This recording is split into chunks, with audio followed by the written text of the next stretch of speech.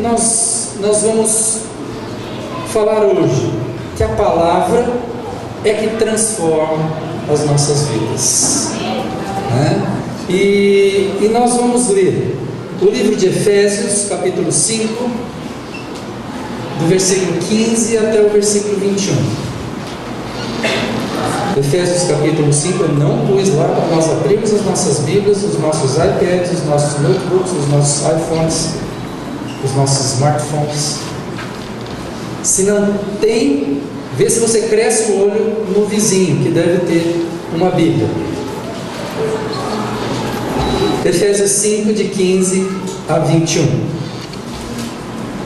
Tomem realmente cuidado com a maneira como vocês vivem, que não sejam como insensatos, mas como sábios, remindo o tempo e aproveitando ao máximo cada oportunidade, porque os dias são maus. Portanto, não sejam insensatos, mas busquem compreender qual é a vontade do Senhor. Não se embriaguem com vinho, que leva à libertinagem, mas deixem-se encher pelo Espírito, falando entre si com salmos, hinos e cânticos espirituais, cantando e louvando de toda a alma ao Senhor, coração ao Senhor, dando graças constantemente a Deus Pai por todas as coisas, em nome de nosso Senhor Jesus Cristo. Essa é a palavra do Senhor. Amém? Essa palavra foi escrita, Efésios foi escrito pensando nesse contexto histórico, entre 60 e 67 depois de Cristo. Ou seja, mais de 25 anos depois que Jesus havia morrido e ressuscitado. Tá? E o apóstolo Paulo escreveu para uma cidade chamada Éfeso. E Éfeso era uma cidade, a capital do Império Romano no Oriente. Éfeso fica na atual Turquia hoje. E Éfeso, especificamente, era uma cidade muito rica. Algumas versões falam que ela tinha em torno de 25 mil habitantes, outros falam 200 mil. O fato é que tinha muita gente, era uma cidade rica, onde imperava ali tudo aquilo que o dinheiro pode pagar. Então tinha arrogância, tinha o poder do mais forte sobre o mais fraco. 90% da população era escravo que não tinha qualquer direito. O senhor do escravo podia fazer o que fosse com ele. Tem até uma história de que quando o escravo era fugitivo e ele era pego, ele era queimado na testa um F de fugitivo, ficava marcado para o resto da vida. Era uma cidade muito ruim do ponto de vista relacional, uma cidade que vivia desse comércio. Ele era o porto entre Roma e o Oriente. Éfeso sempre parava ali. Imperava na cidade uma deusa que tinha esse templo chamado deusa Diana, no grego Ártemis, onde todos se posicionavam diante dessa deusa. Esse templo, aproximado, livros falam que ele tinha 100 metros, entre 80 e 100 metros, por 50 metros, por 50 metros de altura. Imagina então a amplitude que tinha esse templo, né? Era o ponto alto da cidade. E nesse tempo tinha muita coisa, tinha magia, tinha misticismo, tinha sexo livre, tinha um monte de coisa. O povo de Éfeso então valorizava essas coisas. Você imagina então Paulo chegando com um evangelho simples e confrontando a rotina daquela cidade. Paulo esteve lá falando, brigando com aqueles que vendiam utensílios de prata que seriam apresentados ali. Paulo fez um maior reboliço na cidade. Muita gente queimou livros de adoração à deusa. Os que estavam acostumados com isso, com certeza, brigaram com Paulo. Então Paulo foi contra uma cidade toda. O contexto que Efésios foi escrito é esse. Então hoje nós temos aquele dedinho assim, eu não posso falar com ele, porque vai que ele fica chateado, não sei o que lá, né? Não, Paulo foi na lata, falando com todos eles. Ele foi especificamente contra tudo isso que estava sendo dito ali. Depois Paulo saiu de Éfeso, foi para Roma, preso, e de Roma ele escreveu essa carta aos Efésios. Tá? Então, só para vocês contextualizarem do ponto de vista histórico, de que momento a gente estava falando. E se vocês forem ver aquilo que acontecia lá, a gente pode aplicar para a nossa vida hoje. Se isso foi em 60, 67 depois de Cristo, aproximadamente então 1900, quase 2000 anos, mas essa palavra está chegando até nós hoje. Só para vocês verem então nesse contexto. O fato é que quando Paulo escreve essa carta, ele fala o seguinte: a vida em Cristo muda o nosso interior. A nossa opção por Jesus faz nós mudarmos maneiras de pensarmos. Uma delas, ele confronta a necessidade, o nécio, o insensato com o sábio. O que significa? Tem algumas versões que falam nécios, e outras versões falam insensatos. O fato é que a palavra nécio significa falta de entendimento, falta de conhecimento, ignorante, sem coerência, estúpido. Então Paulo chega de cara assim e fala: escuta, vocês têm que viver de uma maneira sensata, não como nécios, mas como sábios. O que é essa insensatez? Falava ali, diante de todo esse contexto histórico que eu falei, Paulo fala assim: escuta, vocês têm, já que eu estou falando de Cristo, vocês não podem viver uma vida dupla. Paulo falando para Éfeso: vocês não podem dizer que vocês servem a Cristo, mas ao mesmo tempo vivem fazendo essas coisas que vocês fazem. Não tem nada a ver com nós hoje isso, tá bom, gente? Isso aqui é só para aquela época, tá? Nós não fazemos essas coisas hoje. Mas Paulo nos chama a sermos conectados com a palavra, conectados com aquilo que está sendo dito aqui, conectados com a verdade que vive em nós. Aqueles que confessaram Jesus como Senhor e Salvador, a palavra é o nosso manual. Mas muitas vezes a gente não segue a palavra, a gente dá um jeitinho. O brasileiro tem essa facilidade enorme de dar um jeitinho de servir a Deus e servir ao mundo e tal, e a gente leva as coisas assim.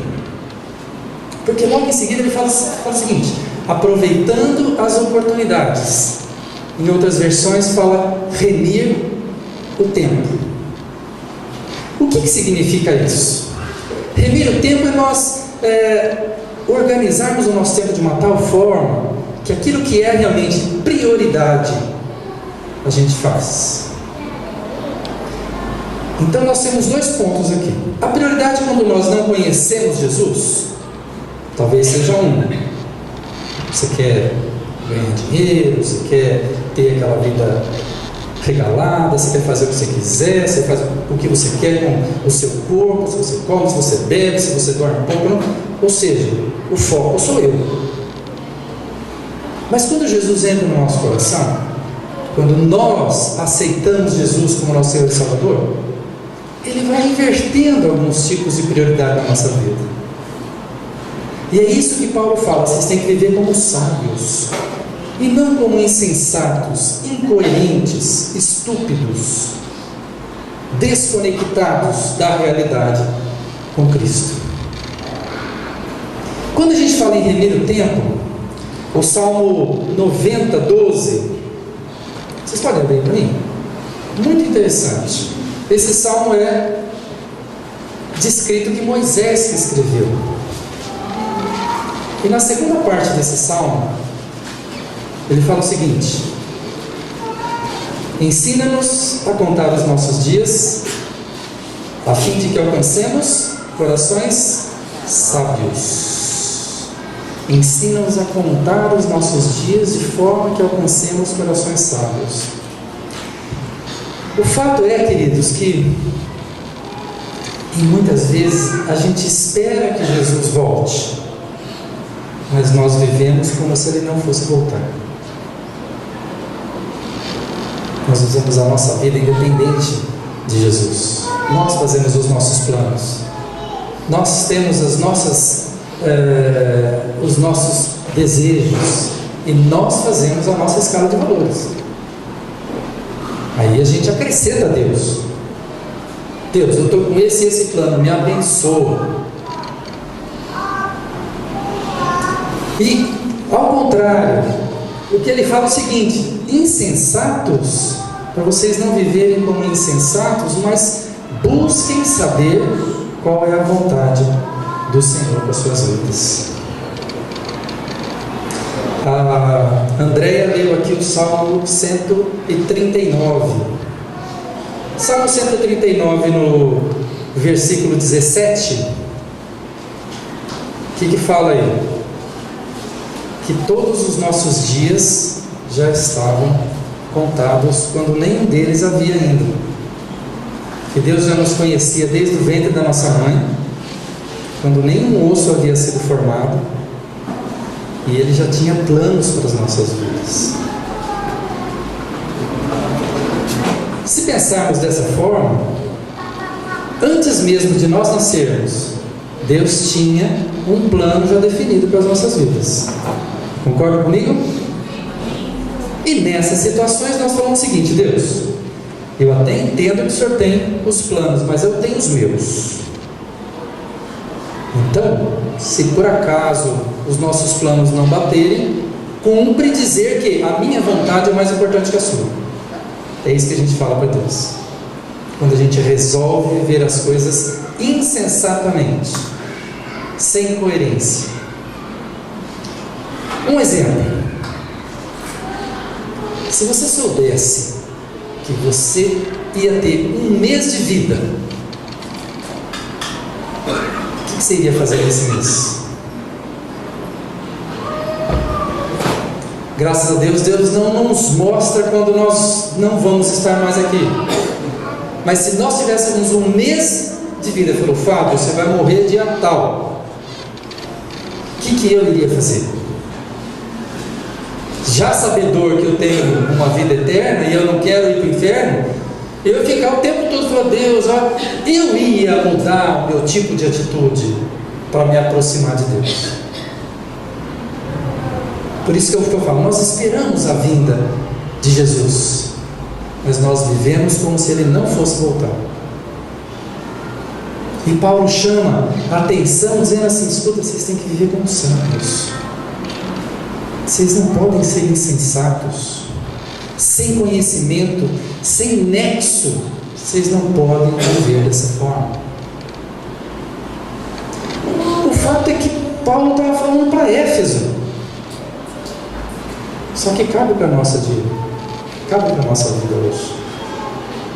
Talvez eu esteja falando isso aqui só para mim, e vocês todos não vivem dessa forma, não é? Você está falando, já para mim valeu a pena. Se estiver tocando vocês ainda mais, ainda que está sendo bom.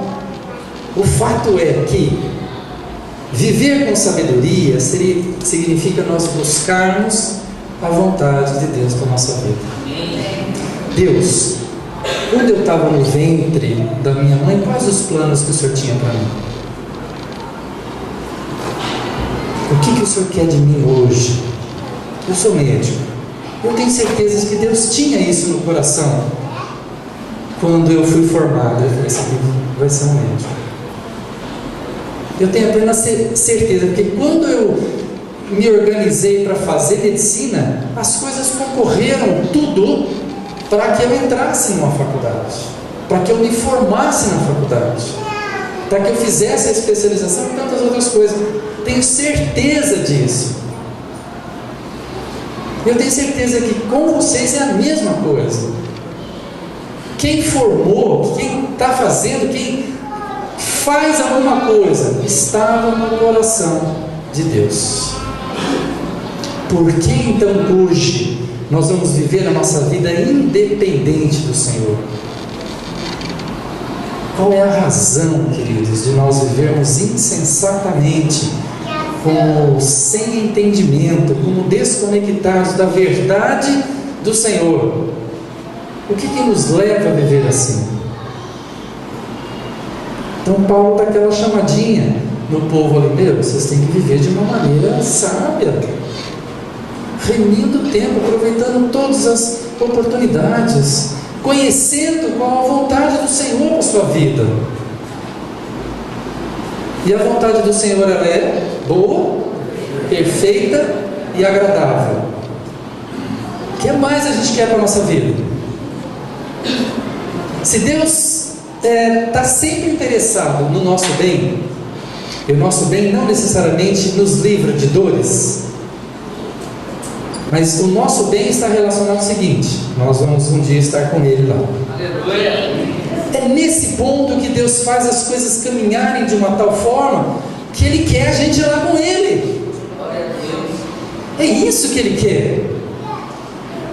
Se você parte do princípio que Deus nunca perde o controle das situações, que Deus nunca é pego de surpresa em tudo aquilo que nos acontece, significa o seguinte: Deus está olhando o tempo todo lá para as nossas vidas, mesmo que nós releguemos Ele a segundo plano,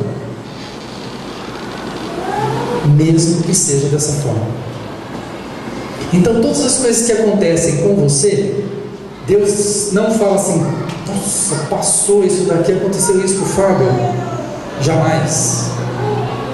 Jamais. Deus tem o controle sobre as nossas vidas. E nesse momento, quando a gente pensa que Paulo nos chama atenção a respeito dessas coisas, significa o seguinte: Ele tem planos lá para a nossa vida. E uma das coisas que Ele chama a atenção é que a gente deve viver cheios do Espírito Santo. Então não sejam insensatos, mas sejam sábios. Aproveitem as oportunidades, organizem o seu tempo, façam uma escala de valores e prioridades na sua vida.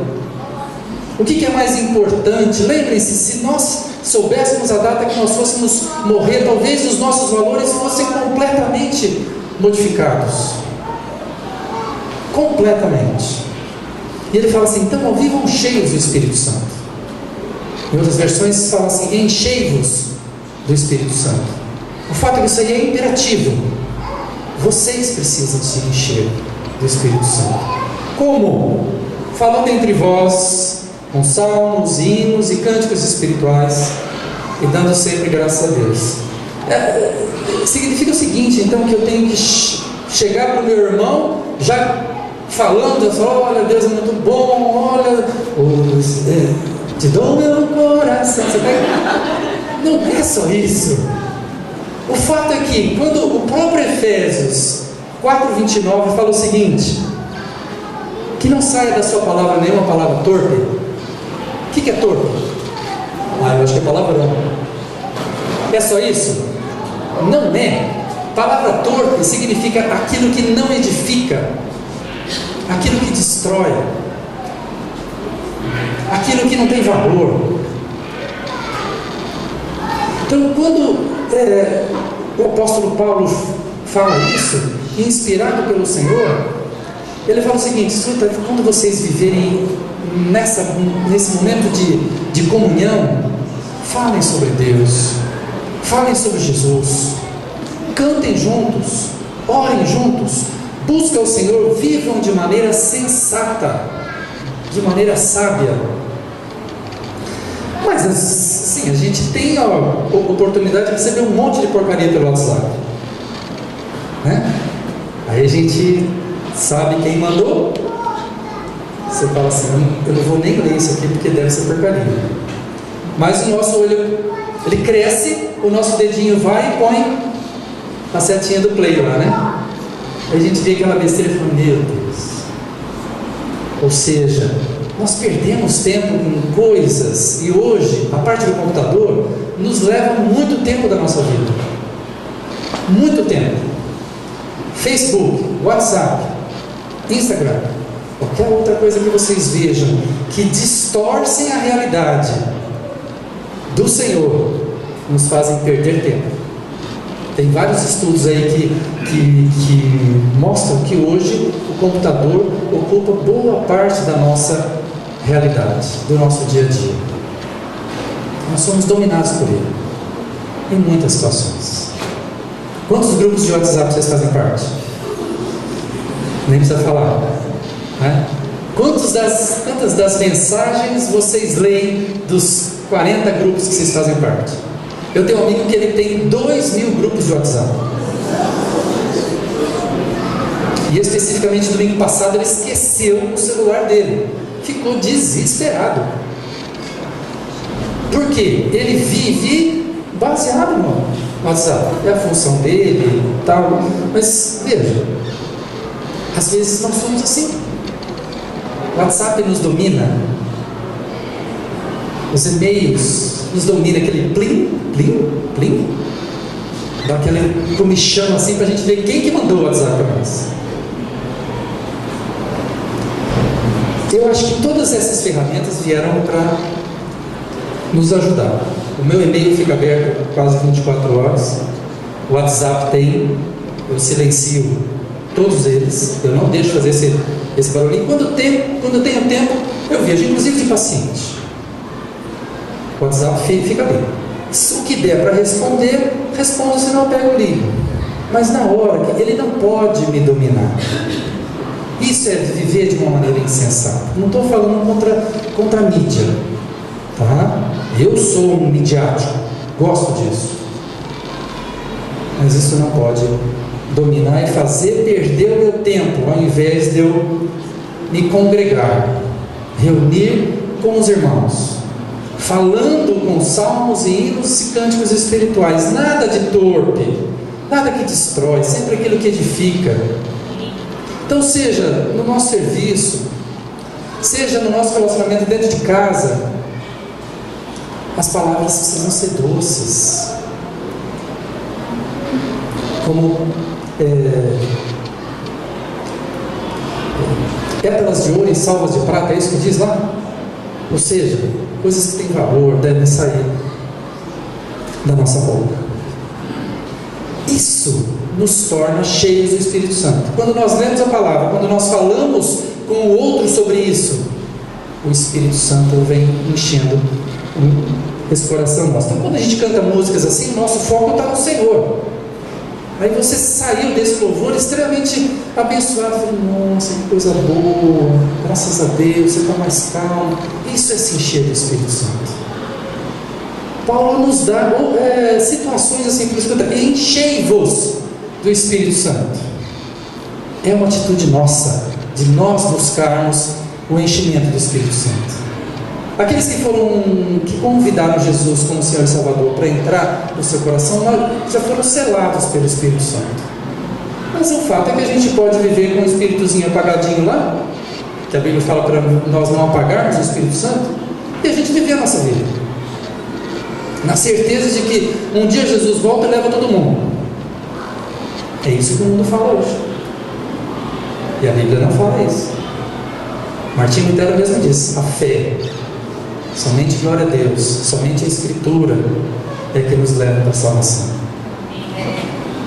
É coisa muito mais séria do que simplesmente participar de um culto domingo de manhã, de um grupo às terças, às quartas, às sextas-feiras. Vai mais além, porque envolve a tua vida pessoal com Deus, envolve o teu relacionamento pessoal com o Senhor. E Paulo chama a atenção justamente nesse ponto. E a partir daí, desse relacionamento com o Senhor, todos os outros relacionamentos ficam mudados, transformados. Vamos ler na sequência. Efésios 5, 22 até esse 33. Ele fala assim: sujeitem-se uns aos outros no temor a Cristo. Mulheres, sujeitem-se aos seus maridos como ao Senhor, pois o marido é o cabeça da mulher, como também Jesus é o cabeça da igreja, que é o seu corpo, da qual ele é o Salvador. Assim como a igreja está sujeita a Cristo, também as mulheres estejam em tudo sujeitas aos seus maridos. Lá vem ele falar que a mulher tem que ser sujeita. A mulher precisa obedecer tudo que o homem fala. O fato é que, quando ele fala assim, sujeitem-se uns aos outros, que é a palavra do Senhor, aí ele cita as mulheres. Mulheres, sujeitem-se a eles. Lembra que vocês, mulheres, foram chamadas como auxiliadoras, idôneas. E essa sujeição não é imposta. A palavra fala o seguinte, que o marido é o cabeça da família, o cabeça, como Jesus é o cabeça da igreja. A submissão não é uma submissão burra. A submissão significa vocês, mulheres, reconhecerem que o marido tem a autoridade dada realmente por Deus. Só que logo em seguida ele fala o seguinte: maridos, amem as suas esposas, assim como Jesus amou a igreja e entregou-se a si mesmo para santificá-la pelo lavar da água mediante a palavra e apresentá-la a si mesmo como igreja gloriosa, sem mácula nem ruga ou coisa semelhante, mas santa e inculpável. A contrapartida disso, os maridos têm que amar as suas esposas, na sequência ele fala, como a sua própria carne.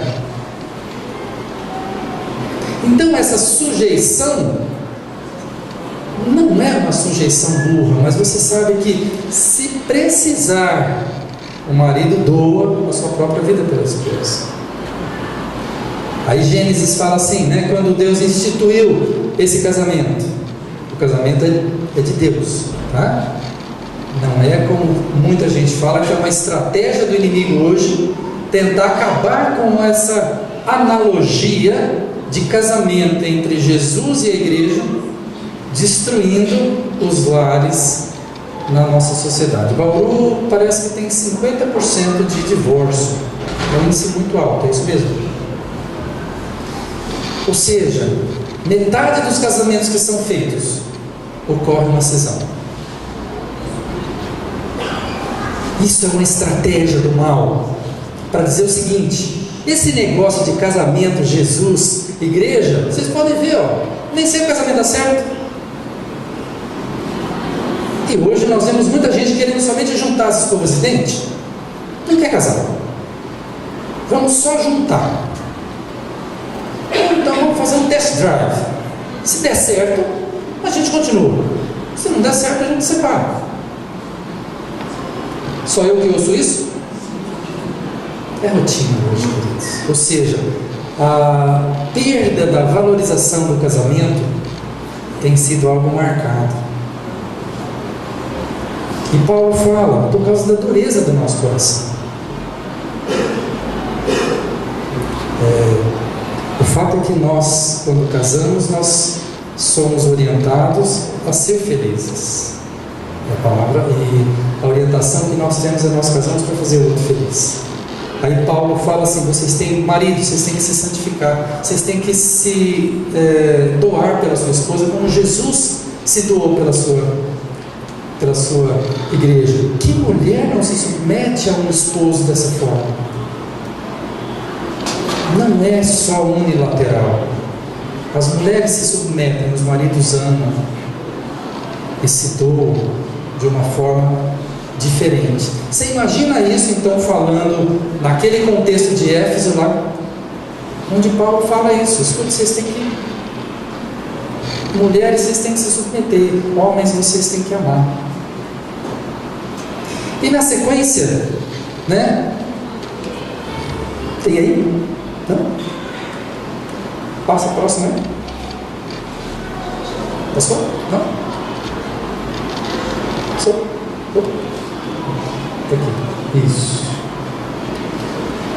Os maridos amando a sua esposa, ou seja, num relacionamento com o Senhor, nós temos que os maridos se submetem, as esposas se submetem aos esposos, os esposos amam as suas esposas, os filhos se submetem aos pais, os pais se submetem aos filhos. Num contexto de sujeitar-vos uns aos outros, significa isso. E hoje nós vemos situações assim completamente opostas de pais e filhos, né? Filhos matando pais, pais matando filhos, pais denunciando o filho lá para a polícia, né? Os filhos não estão nem aí com os pais, oposto ao que diz a palavra. E mais na sequência, os servos e senhores. A igreja de Éfeso, a cidade de Éfeso, tinha 90% de escravos. E aí Paulo vem com aquela escuta, servos, vocês têm que servir aos seus senhores, não só quando ele está vendo, mas mesmo quando ele não esteja vendo, façam as suas coisas como se vocês estivessem servindo ao Senhor. Naquele contexto era um absurdo falar isso. Um absurdo. No contexto atual até a gente acredita, né? Esse patrão, funcionário, tal, então a gente depende daquele emprego, então a gente fica meio dependente e tal, mas o fato é que não pode ser somente dependente disso. Se você é um empregado, que você seja o melhor empregado. Se você é o patrão, que você seja o melhor patrão. Sujeitai-vos uns aos outros também está no patrão e empregado. Aqui cita escravos, porque o contexto era esse. Mas na nossa vida, nós temos que ter esse sujeitai-vos uns aos outros, que vem na sequência de encheios do Espírito Santo. Então, como que nós vamos nos encher do Espírito Santo? Sujeitem-se uns aos outros.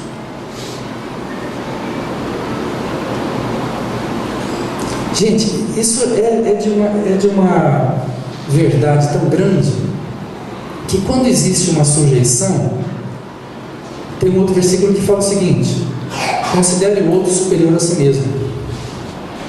Também enquadra-se disso aqui. A Bíblia não se contradiz. Então, sempre que você está num relacionamento, em casa, nesse trabalho, sujeitar-vos uns aos outros e considerar o outro superior a nós mesmos. Isso cai arrogância, cai orgulho, cai excesso de sabedoria.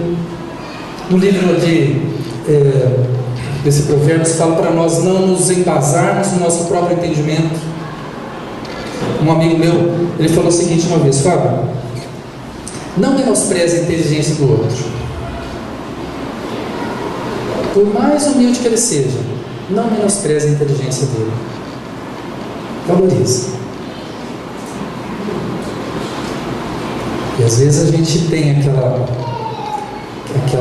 atitude, né, onde nós nos colocamos numa situação superior. Quando a gente fala de autonomia, só para fugir um pouco, autonomia ou no próprio direito, artigo 5º da Constituição, fala que a minha liberdade acaba quando começa a liberdade do outro, não é isso? Só que se o outro que nós estamos falando de liberdade dele é mais fraco do que nós, a minha liberdade vai até onde eu quiser. Ele tem a liberdade a partir do que ele consiga fazer, mas eu sou mais forte. A minha liberdade tem mais poder do que a dele. Contrário do que diz a palavra aqui. Sujeitar-vos uns aos outros tem assim: olha, eu tenho o meu limite no Senhor e você tem o seu limite no Senhor. Isso é graça, isso nos faz diferentes. Por isso que Deus nos muda no nosso relacionamento, quando nós somos impactados pela palavra. Aí você é diferente no local onde você está. Você se torna palatável. Você deixa de ser chato, arrogante, metido, porque você considera o outro. Quando você fala, você olha nos olhos. Você valoriza o que o outro fala. É isso que Jesus fala através de Paulo. Ou seja, as nossas atitudes vão causar sede nos outros. Que transformado nós somos, no sentido de viver uma vida coerente como sábios e não como insensatos nesse mundo que a gente vive. E quando nós nos posicionamos, onde nós estivermos, nós demonstramos Deus nas nossas atitudes. Quantas vezes talvez você já foi falar assim, mas por que você lidou com essa situação assim? Te elogiando. Aí é a oportunidade de você falar, escuta, porque essa é a vontade de Deus. Deus valoriza essa pessoa. Quantas vezes você já foi chamado atenção por ter sido às vezes áspero, por ter sido grosso ou grossa, né? Excluindo a parte do TPM, que às vezes foge do controle, né? Mas às vezes nós somos sem TPM, que os homens não têm a TPM, né? Mas às vezes os homens também são assim, estúpidos, grossos. Mas é o tipo de criação. Minha mãe é assim, meu pai é... Gente, a palavra veio para nos mudar, transformar a nossa vida. E é nesse ponto que quando nós estamos vivendo nessa parte de comunidade, falando entre nós com salmos e hinos e cânticos espirituais, dando graça a Deus por tudo, sujeitando-nos uns aos outros, nós vamos ser diferentes nas nossas atitudes. Isso vai subir às narinas de Deus como um aroma suave. E eu garanto a vocês que vocês soubessem, no dia que vocês fossem morrer, vocês viveriam dessa forma que eu falo aqui.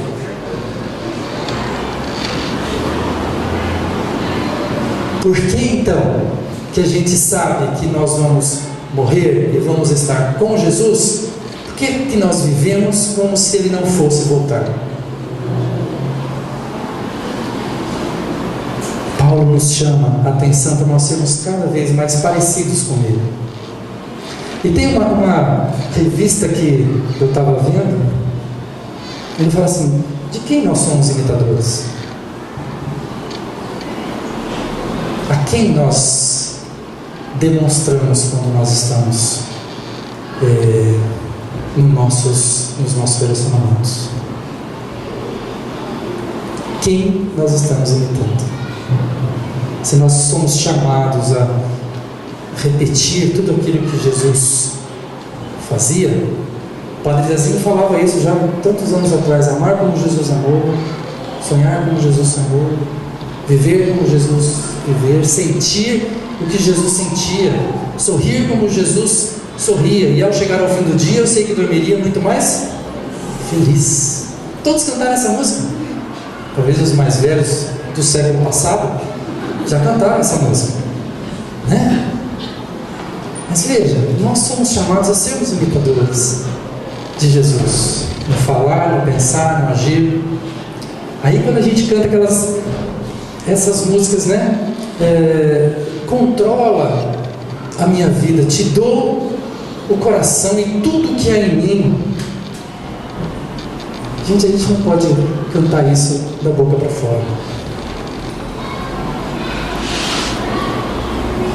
Então, Paulo confronta os Efésios, mas a palavra nos confronta hoje. Como é que nós estamos vivendo?